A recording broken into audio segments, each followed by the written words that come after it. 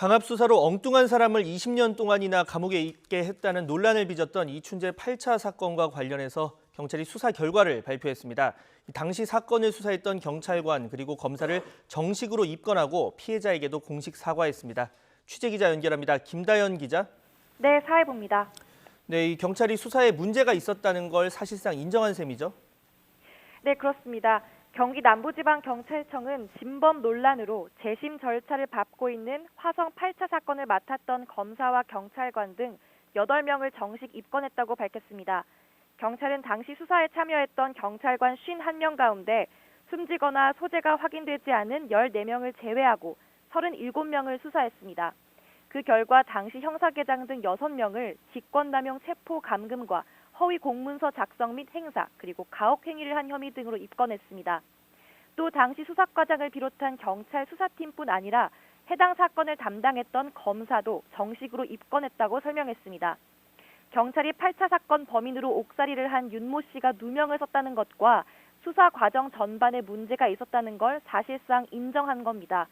경찰은 실제로 8차 사건 당시 윤 씨가 범인으로 지목되는데 주요 증거로 쓰였던 국과수 감정 결과, 그러니까 방사성 동위 원소 감정 결과에 오류가 있었다는 걸 확인했다고 밝혔습니다.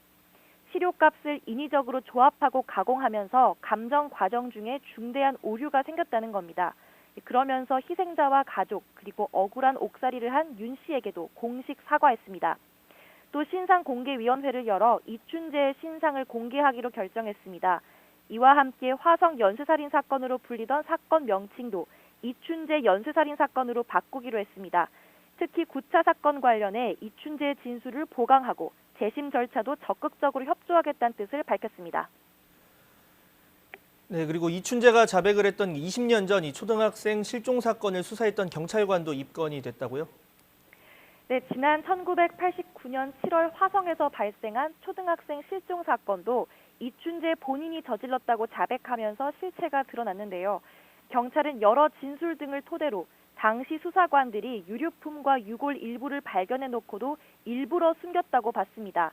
경찰은 당시 경찰과 야산을 수색하던 중에 줄넘기에 결박된 양손뼈를 발견했었다는 마을 주민의 진술을 확보했다고 설명했습니다.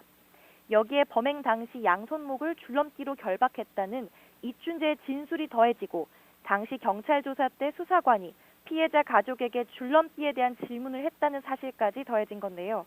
이에 경찰은 당시 수사관이 유류품을 찾고도 고의로 유족에게 알리지 않았다고 판단해 당시 형사계장 등 수사팀 경찰관 2명을 사체 은닉과 증거인멸 혐의로 입건했다고 밝혔습니다. 경찰은 앞으로도 당시 수사 기록 등을 면밀하게 재분석해 이춘재의 자백을 보강하고 살인과 강간 등 추가 범행 가능성에 대해서도 수사를 이어갈 방침이라고 전했습니다. 지금까지 사회부에서 전해드렸습니다.